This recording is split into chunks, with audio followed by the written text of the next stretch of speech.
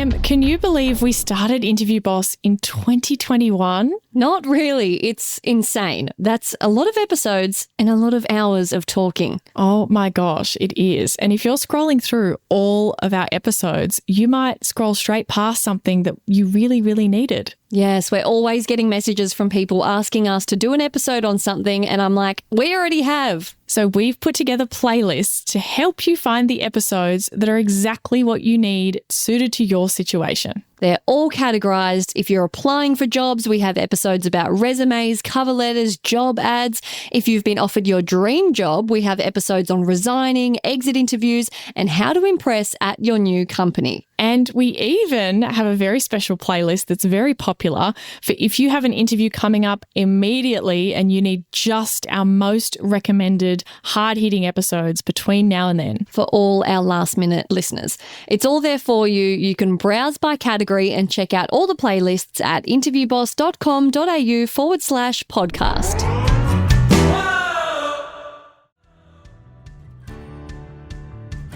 I understand that you've got to, hustle and take any opportunities you can get, but to an extent, it's like I hate when people dangle that over you as if, but you're so lucky to be getting this osmosis exposure. And it's like, well, not really. Not really.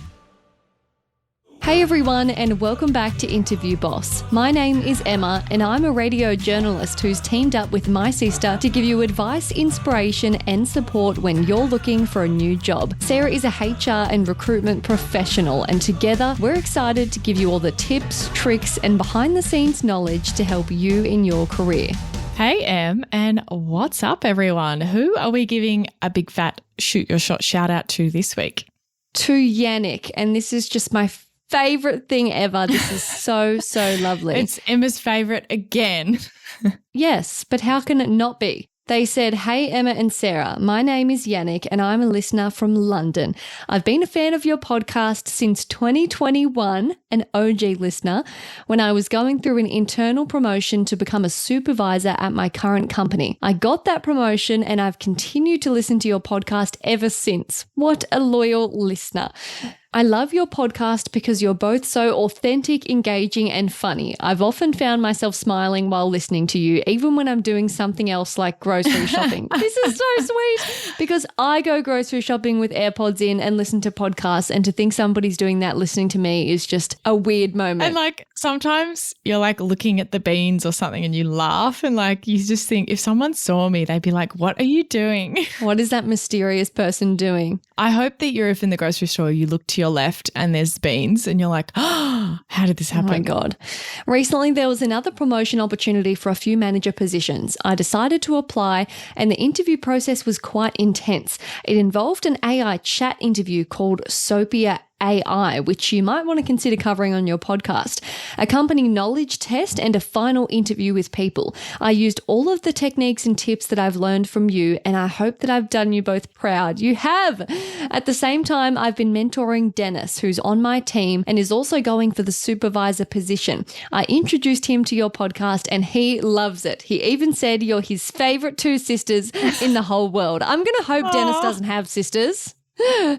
Otherwise, they'll be offended.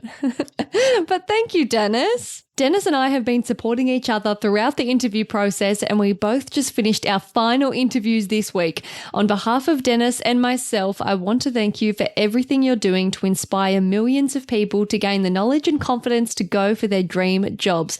Regardless of the outcome of our interviews, we're both very grateful for your help. I'm holding up a heart sign for you and Denis. Oh my God, that is amazing. Also, if you're listening to this right now and you are a manager or you're a boss or you're going for a job where you're going to be one of those things, be like Yannick and share this resource with the people on your team to help them get their career and push ahead. I love that they're sharing this. How cool would that be that you were going for another job and someone's been mentoring you and they go, hey, you should listen to this. And maybe that is even in a different team. to Yannick's team. Like, I love that. Like, he's so supportive. I love that it's internal, but imagine if it was external and they're planning a mass exodus and everyone's like, all the colleagues are gathered together like, hey, let's get out of here.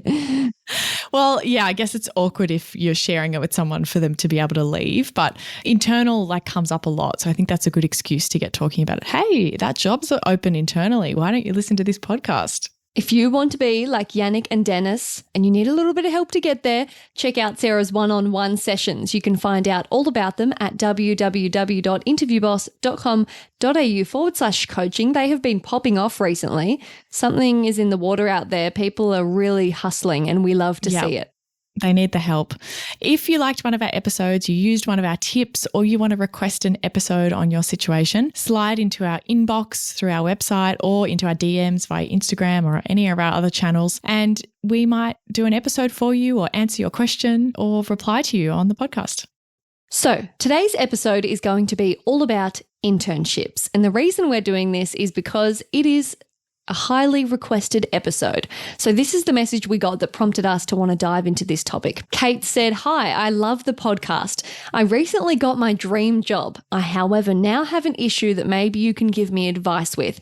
I gave the people at my current part-time internship over 4 weeks notice that I was leaving because I'm the only one with computer programming experience on the team. The internship was part-time and was only guaranteed to be 3 to 4 months of work. I worked 4 months. It's a remote internship where I was spending long hours alone writing code and not getting the mentorship or educational experience to make up for the lack of pay or benefits, and I was treated like a student even though I have a master's degree. They kept stringing me along with the promise of full-time work with benefits. I'm American and need a job that gives me health insurance and a salary. I still love what I do and the job and the people, but now my boss and my boss's boss keep telling people I'm leaving so soon and cutting my internship short, but there was no contract that specified any end date. It was only guaranteed for 4 months based on funding, and it makes it really awkward in meetings now. I'm working extra hard to make up for leaving them in the lurch, but how can I let my coworkers know that I'm not leaving too soon because I want to keep some bridges that my boss seems to be trying to burn for me? Also, it might be a good topic for your podcast because the power dynamics between interns and bosses is way different than employee-employer relationships." Oh my God. P.S. We've changed this listener's name for the purposes of this, but we'll call her Kate. So I replied to Kate and basically gave her some advice and some thoughts, basically saying like, don't worry about it. Reach out to the people that you might want to stay in touch with, talk to them one-on-one, and don't worry about what your boss is trying to do. But there's so much in there. And I think this is a really great message for us to unpack when we're talking about internships, because we're getting all of the red flags with the internship. There's no pay, there's no benefits. They're stringing you along. It was meant to be 4 months. It's not. You're not getting any education or learning out of it. And they're trying to make you feel guilty for leaving when you already worked what you were meant to work. And it's like, this is bizarre. If you want control over how much notice I need to give, then pay me. Yes. Like, you only get to control what I do when I am employed with you. And like, Kate sounds so dedicated. Like, the fact that she's like hustling to make up for feeling bad for leaving them in the lurch, but she works for free and they clearly are getting her to do work that would otherwise be done by a paid employee. And she's leaving for her dream job. Like, go, get out of there. Leave them for dust, smoke them. Yeah, I mean, reach out to the colleagues that you want to stay in touch with. But I would argue that if they're on your boss's side with this kind of stuff, you don't want to keep them around anyway. Definitely. And I just feel icky about this whole thing. Yeah, totally. And here are, I guess, our thoughts on internships. Like, I know this is very different in the US compared to in Australia, but we're going to talk about this in general and talk about some general kind of thoughts that we have and try and cover both kind of countries and anywhere else you might be, depending on your situation. We're going to keep it transferable to what you might be dealing with. So, Em, did you actually know that unpaid internships in Australia or unpaid work in Australia is illegal? No, and I'm looking at this dot point so confused because I myself and everyone I know have had unpaid internships. This can't be true. Well, it is. I guarantee you it is, because I work in HR and it's my role to understand the employment law and the risks of what you're allowed to do and what you aren't. Having said that, I mean, it's illegal to fire someone for discriminatory reasons, but companies still do it. It's illegal to discriminate on the basis of age, but companies still do it. Like, there's things that companies get away with. There's probably like grey areas in the internship requirements, but if you're listening and you're in Australia, here's the lowdown. If it is a requirement of your degree that you do paid placement or paid work, then you are allowed to be unpaid because it's a requirement of your degree. So that's how the employer is covered, because whatever degree that you're studying in your own time, it's a requirement of that you have to do a certain amount of hours. And then so it's an agreement between you guys that, cool, you need to do 120 hours of experience. We're going to sign you off on it and you can come here every, 2 days a week or something like that until you get those hours. So this is a pretty normal thing in a lot of different types of degrees in Australia. So a lot of healthcare degrees, you'll have to do placements. Teaching degrees, you have to do placements. There are others as well, like in construction, a construction management degree, you have to do a certain amount of hours of work as well. They don't necessarily specify, like the university or the degree doesn't care whether you're paid or not. They just say you have to do this much experience. It's just that in certain industries, it's either established that that's normally paid or established that's normally not. But you have the flexibility of doing either as long as it's a requirement of your degree. Now, then you kind of loop in, okay, not-for-profits and volunteering. That's kind of where this all gets a little bit murky, because are you working for a not-for-profit? Is it volunteering? Well, in order for it to be a true volunteer job, it has to be work that would not otherwise be done by a paid employee. So I guess like you can think about volunteering as like, okay, in an aged care setting, the nurses and the aged care staff have to be qualified and trained. They have to be paid employees. If you wanted to come in and read a story or do an activity with the people in the aged care facility, that might be a volunteer job, because it's not strictly necessary that they would pay someone to do that work. If that volunteer didn't do it, probably just nobody would do it. You're just doing something as a bonus. Yeah, that's right. If you stop doing it, the wheels wouldn't stop turning. It's not like you're replacing someone who would be paid. The existence of that volunteer work isn't taking away from a job that would be paid. And that's often how like the Salvos or Vinnies or like charity shops, thrift stores, I guess you would say in the US, often operate if they're a not-for-profit, is like the store manager and maybe one other person is maybe paid. And then you've got volunteers who come in and sort clothing and work in the shop. So again, it's murky, I guess, but you're saying like, okay, the store manager's responsible for doing certain things. They have the keys. They have to do all this stuff. The volunteers just kind of like turn up whenever they want and show up. Bit of a blurred line. Now, on to other kinds of unpaid internships. They definitely do happen. But again, if you're doing work that otherwise somebody would be paid to do, that is not legal in Australia. I am shocked by this. So they have a vacant position and you have duties that you need to cover that have to be done by this business. That should be paid work. Absolutely, it should. If you're coming in and like they don't need you there at all, they function fully without an intern and you just come into the business and follow people around and sit in on meetings and stuff, well, I guess you could kind of make the argument that that would be okay. It's still a very grey area though. And like I would always advise companies that I work for that you don't want to enter into that kind of arrangement where there's no course requirement. They're not doing work that kind of takes away from paid employment, but that person is in your workplace. What happens if they get injured? What happens if they bully someone or are bullied themselves and have a psychological injury? Like they're not an employee, so they're not covered under workers' comp. They're not really a proper kind of visitor or third party. So they often fall through the cracks. And the risk is just like, there's too many risks. Like don't take on unpaid interns. However, as you said, it happens, unfortunately, even here. So tell me about like, what are the internships that you've done or that your friends have done? I had an internship where it was a requirement of the course to find some kind of internship, I think for like 3 weeks, but it didn't have to be full time. It could be like, it was whatever the business was willing to give you, basically. So I had actually already had an internship before that I sought out myself. So I just sort of said, hey, I've got to do this formal thing through uni. Can you just like fill out the forms and recognize what I've already done? But I did feel that started to border on the lines of like, I'm doing a lot of work for this place. And yeah, it was not good. Totally. And look, it tends to thrive in creative industries, unfortunately. Yes, there's this very toxic culture about exposure, and it's still around in the industry today, this idea that, which is hard because I get it to a certain extent. You don't just finish a degree and walk in and demand to, be at the top and have all, I understand that you've got to, hustle and take any opportunities you can get, but to an extent, it's like I hate when people dangle that over you as if, but you're so lucky to be getting this osmosis exposure. And it's like, well, not really. Not really. Yeah. And honestly, the reason that this exists, that these rules exist in Australia and why they should exist everywhere is because companies exploit these kinds of things. They'll have whole teams of interns working for them round the clock for $0. And then it becomes that you pretty much can't get a job unless you have done one of these internships, and then there's no way in without it. And the cycle kind of perpetuates. So that's why that was all brought in, to stop that kind of practice. And look, it sounds like you were doing a little bit of work kind of here and there.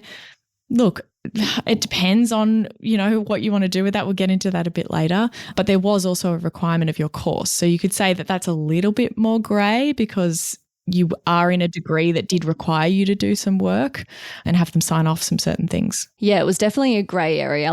I'm not harping on being it was dodgy, but it's that uncomfortable area. Hey, Interview Boss listeners, if the podcast just isn't doing it for you and you need way more help to prep for your next interview, we have the perfect thing for you. Interview Academy.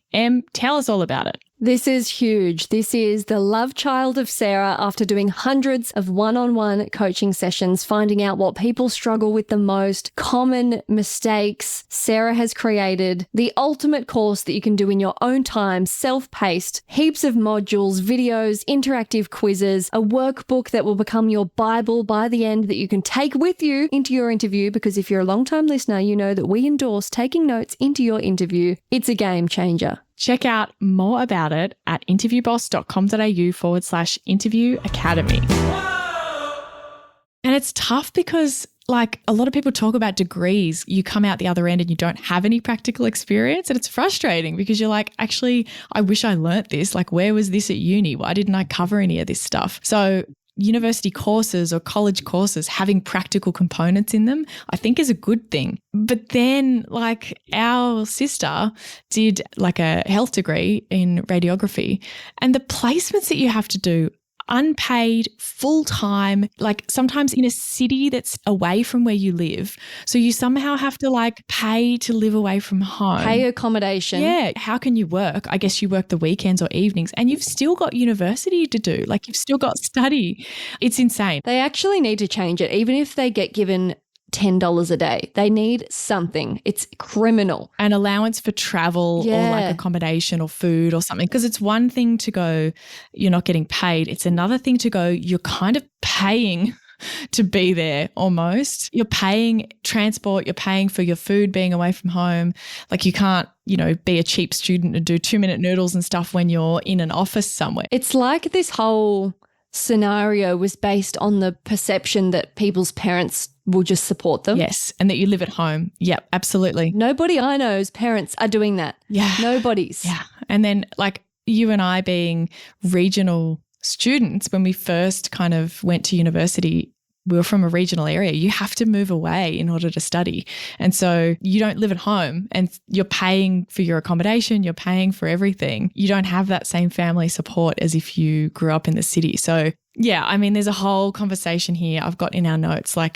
There's a huge amount of privilege that you have to have in order to be able to do an internship in the first place. You have to have the time and the energy to work for free and not need that time to do paid work to survive. That then cuts out a lot of people that then can't do internships because it's just not an option because they can't survive. But then there also are people who are doing it anyway, even though they can't survive, because it's sort of well, if you don't, you're missing out. I know. That's the thing. So I actually came across a company. We were hiring for a particular role recently, and we kept seeing this company come up on 3 different resumes of unrelated people applying for this job. And they all had like internship experience at this particular company. And I'm not going to name them because you'll understand why in a second. This is like a company that's based out of the US that manufactures testing equipment. They hire interns constantly. And if you're currently in this space, then you maybe even know who I'm talking about. Or maybe you don't. Maybe they're not that common. And we interviewed one of the people that had worked there. And I was so curious because I was like, what is this place? Like, I can't work out online what's going on. And this person told me about how they were working as an HR intern doing recruitment, completely unpaid. Oh my God.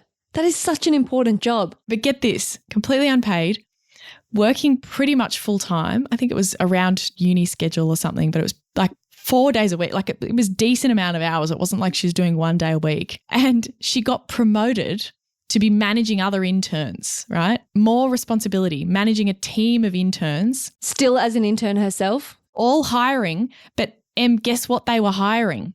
Interns. Interns. Oh my God. It's a freaking pyramid scheme of interns. So she was an intern managing fellow interns to hire more interns. All hiring more interns. Oh my God. And I guess the interns in other areas were maybe not also hiring interns, but like maybe it was just the HR ones. But like internception. They had levels and groups of interns all working for 4 months, and then they used to lure that you can go into paid work and there's all these opportunities. And I said to her, the whole time you were there, did anyone ever go into paid work that you knew? And she was like, no, there was never any actual opportunity for that. I would love to be in on a board meeting. Imagine their whole business plan is set up on the premise of exploiting interns. And the thing is, these interns, some of them are in Australia where that kind of stuff is illegal, but this company is in the US and it's all remote and it's all done online.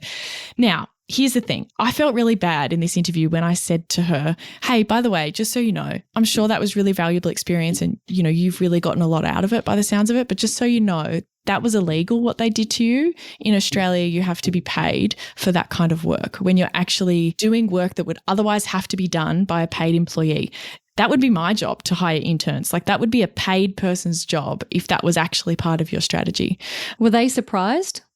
Yeah, and I think she felt really awkward of like, oh, I did the wrong thing. I'm like, God, like it's not your fault. Like this is absolutely not your fault. It's their fault. Yes. And there's a nuanced kind of thing about this because she and a lot of people came out of uni or in their last 2 years of uni during COVID. Who wants a normal intern or a work placement or a work experience person during COVID? First of all, everyone's at home anyway. You're not going to be able to train someone or teach someone anything if they're a student and they're working from home remotely. Like that's almost impossible. Like if you're not kind of set up to do that. And you can't really go in person to places because like, again, who wants the risk of like, oh, this unpaid person who we didn't have to have here got the whole company sick, or it's just the first thing to get cut in those scenarios. And I relate to this because during my last 2 years of uni was spent in lockdown. I only had one actual on-campus year and they had just built these brand new journalism buildings with like TV studios and radio, like literally as if you were in a workplace, like top of the range, and never set foot in there. And so I felt this panic, and that's why I found and signed up for like an online voice coaching course during COVID. And I was like so worried that I was missing out. Although I still got a quality education, you can't compare it to being hands-on, doing all those things that I would have been able to do at uni. So yeah, it does make you more desperate for internships. And I actually had another internship cancelled. I had just gone shopping to get my winter, corporate outfits. And then it was the Sunday before and I was like, a bit nervous, packing my food, whatever. And then I got the call that they were like, hey, this whole thing's escalated. Until we know more, we're putting it on hold. Like we don't need an extra random intern in the building when we are having to tell staff to work from home. And yeah, I never got to redo it because actually by the time they got back to me to reorganize it, I had accepted a job because I needed one and it was time to move on. And so this is a really nuanced conversation because I can sit here and say unpaid internships are exploitation. But then what are you going to do? Like even in our example of our listener that wrote in, Kate, she got her dream job. And I'd say that probably that internship was really helpful. She talked about like, they didn't give me any mentorship or education, but I'm sure she used some examples from her internship of the code that she was writing and stuff.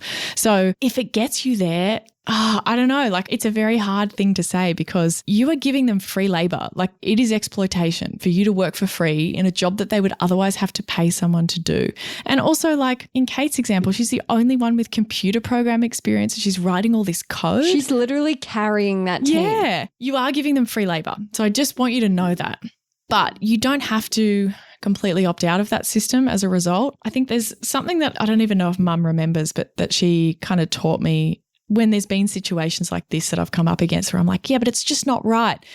She's like, yeah, well, you can't always fix the system for everyone. Sometimes you just have to work out, okay, it is what it is. How do I get the most for me?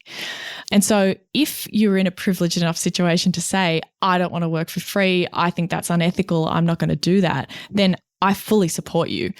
Again, I would never let one of my employers allow us to hire someone unpaid when it wasn't a part of their course and it wasn't required. Like I am in that camp fully.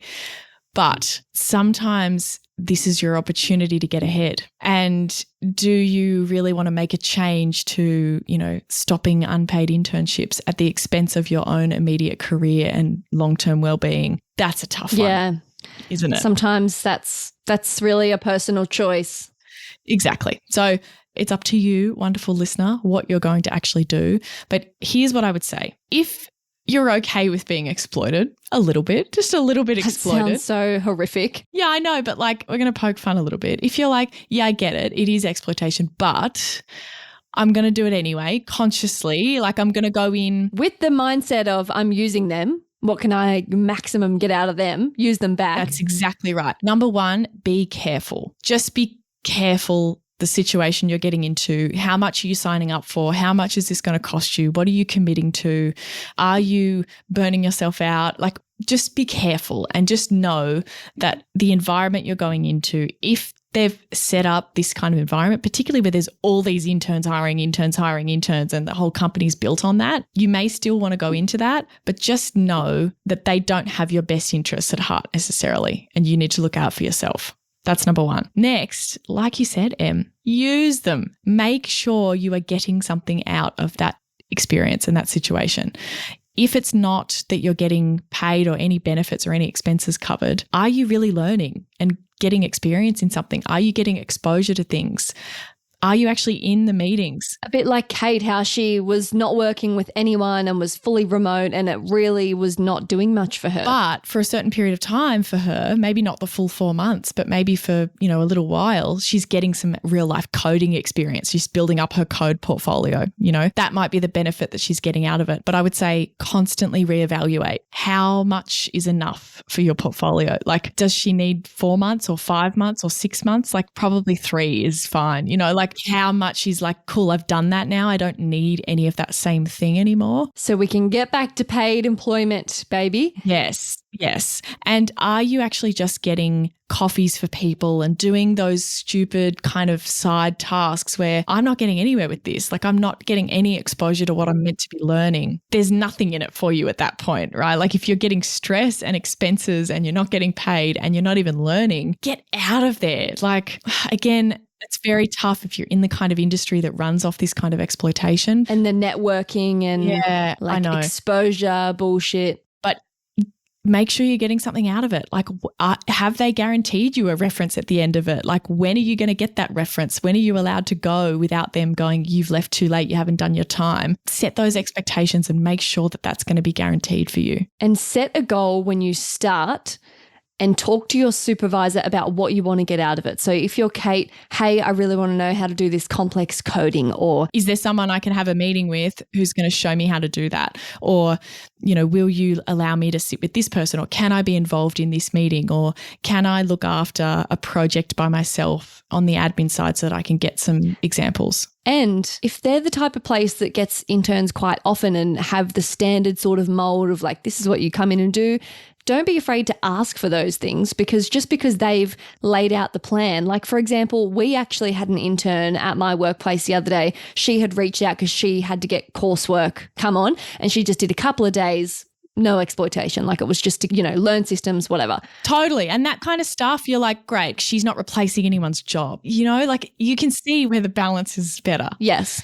And me and my colleague sat down to try and map out a bit of a rough plan of what we would get her to do, because we want to be organized and not just have her come in and be like, oh, I just, do this shitty job.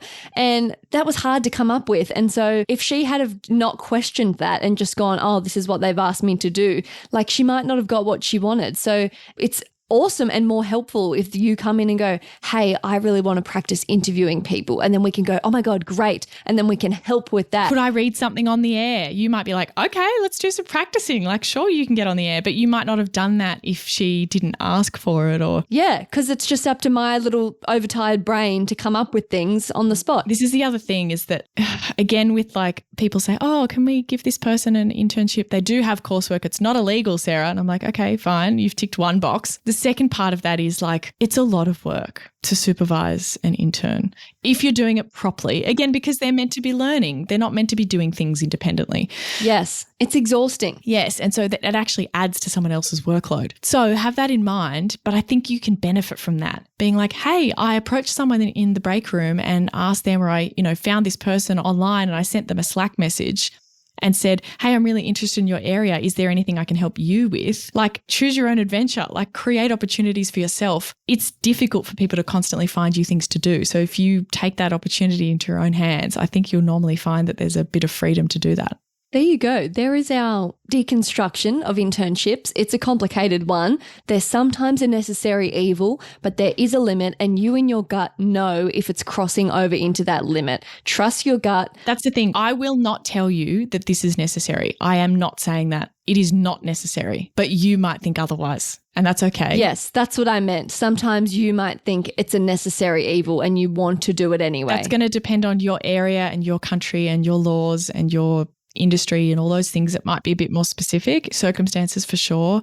So I think it's helpful to talk about the exploitation. And if you're in a situation like Kate where they're making you feel bad, like the manipulation that they've done on her to make her feel bad for leaving an unpaid thing. For staying longer than she ever had to. They've got no agreement, no contract. She gave them 4 weeks notice, which is longer than most employment relationships. And they're saying that they've left them in the lurch. Well, if you're left in the lurch by an intern leaving, then you've got a problem with exploitation. Yeah, big problems. Yeah. So there we go. Email us, send us a DM. What do you think? What's been your experience of internships? I know it's so different around the world and in different industries, and I'd really love to hear. Or if you're in Australia or somewhere else where you have to do work placements for your degree, they are really difficult and time consuming and expensive as well. Like, how did you go with that? What do you think that they should do? Should they pay you? What are the conversations happening at the moment? We'd love to know. Bye.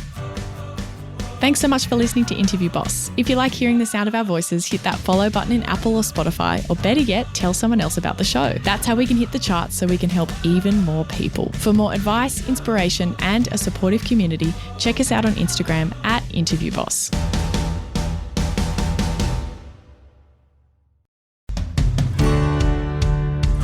We've been your job search besties and helped you in some way. There's a cool way you can support the show. Shout us a virtual coffee. We get a huge kick out of reading all of your success stories. Head to buymeacoffee.com/interviewboss and shout us a cuppa. If you keep us caffeinated, we can keep the content coming.